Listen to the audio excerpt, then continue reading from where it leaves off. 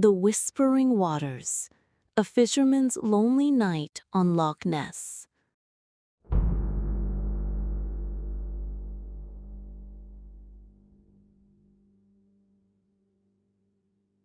My name is Alistair MacGregor, and for 70 years Loch Ness has been my home. Not the house on its shore, no, the loch itself. Its depths, its secrets, its unyielding silence. That's where I always found the most comfort, and the most fear. I am a fisherman, or I was. Now I am just an old man with tales no one believes anymore. But I promise you, this story is true as the cold wind that sweeps across the water, as true as the loneliness that embraces you when the sun sets over the mountains.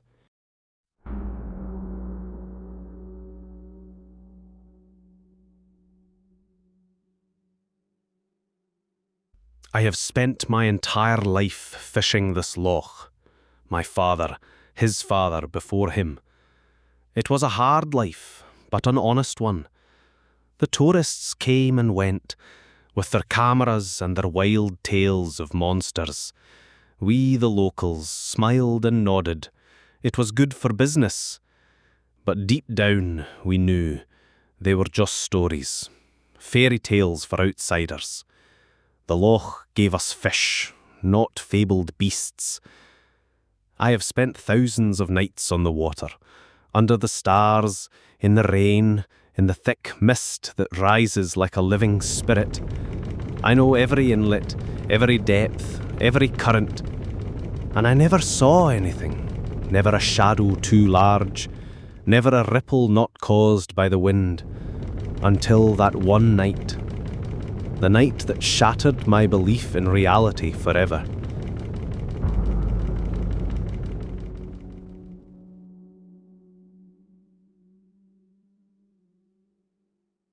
It was an evening in late autumn. The air was unusually still.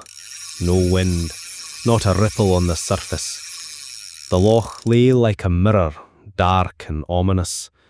Even the birds were silent. I felt an uneasy calm, as if the world was holding its breath.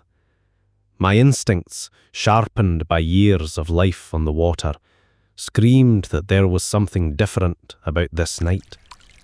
I had prepared my small boat, the Selkie. My nets were ready. My thermos of tea was steaming. Everything was as it always was, yet it felt different. A cold shiver crept down my spine, despite my worn clothes. I looked at the mountains silhouetted against the last glow of the sunset. They seemed larger, more menacing than usual.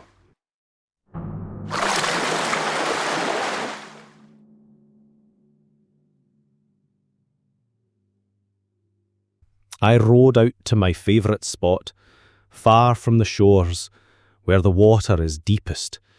The silence was deafening, only the soft sound of my oars cutting through the water. And then, very faintly, I heard it, a sound that didn't come from the wind, not from a bird, a deep, low, almost vibrating sound, as if something immense was moving beneath the surface. I stopped rowing.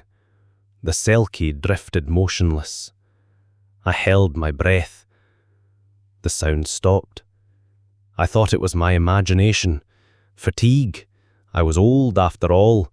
My eyes might be playing tricks on me. I picked up my nets and began to cast them, distracting my thoughts from that strange vibration.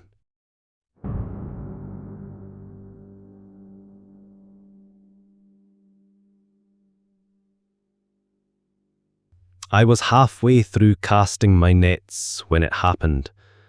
The water, which had been so mirror-smooth, began to ripple, not from the wind, but from something moving beneath it, an enormous, dark shadow. It was slow, but unmistakable. It was larger than my boat, larger than anything I had ever seen in this loch. My heart hammered in my chest.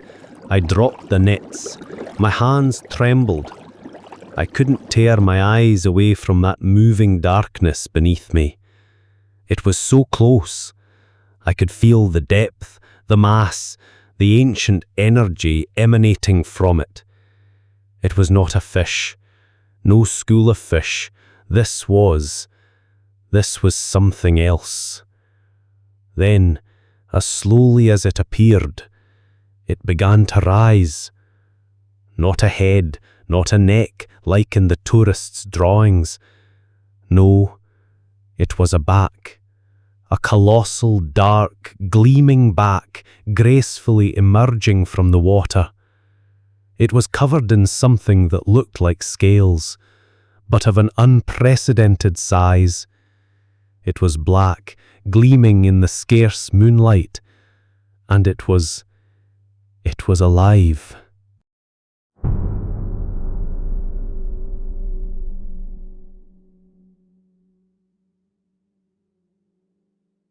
It kept rising. The back was so wide, so long. It seemed ancient, a relic from a time long forgotten. I couldn't utter a sound. My throat was constricted by pure primal fear. It wasn't the fear of death, but the fear of the unknown, for the realization that everything I thought I knew about my world was wrong. Then, just as slowly as it rose, it began to descend again. The water barely rippled. It disappeared back into the depths as if it had never been there. But the ripples remained, and the silence, and the scent of something old, something salty, something that didn't belong in a freshwater loch. I sat there frozen, in my small boat. The silence that followed was heavier than any I had ever known. It pressed down on me, filling the void where my certainty had once been. My mind raced, trying to find a rational explanation, a trick of the light, a figment of my aging mind. But my senses, honed by a lifetime on the water, screamed that what I had seen was real. Undeniably, terrifyingly real.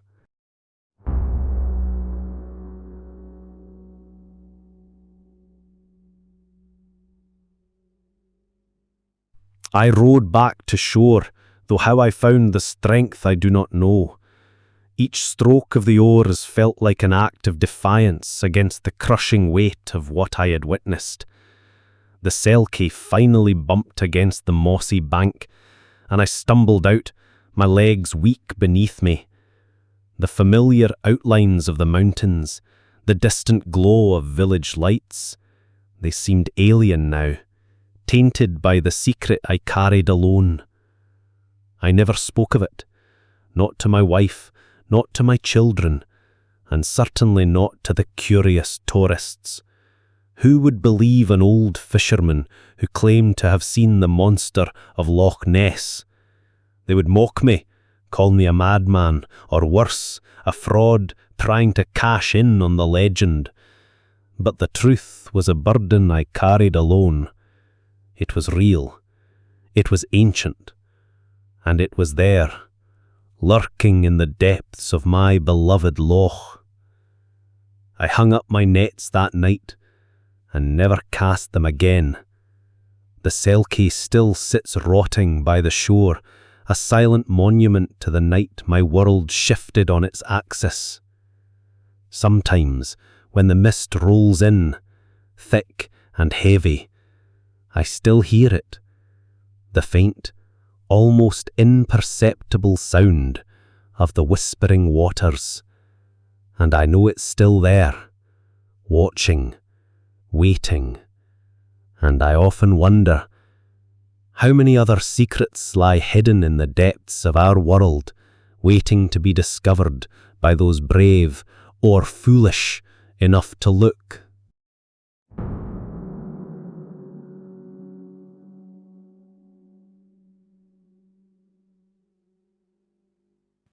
This was the story of Alistair MacGregor and his unforgettable encounter with the unknown in Loch Ness. A tale that makes us ponder the limits of our knowledge and the mysteries that still lurk in the shadows. What do you think? Was it the imagination of an old man, or is there more truth to the legends than we dare to admit? Leave your thoughts in the comments below. And if you want to hear more in-depth cryptid stories like this, don't forget to subscribe to Felicia Studios Cryptids and turn on notifications so you don't miss any mystery.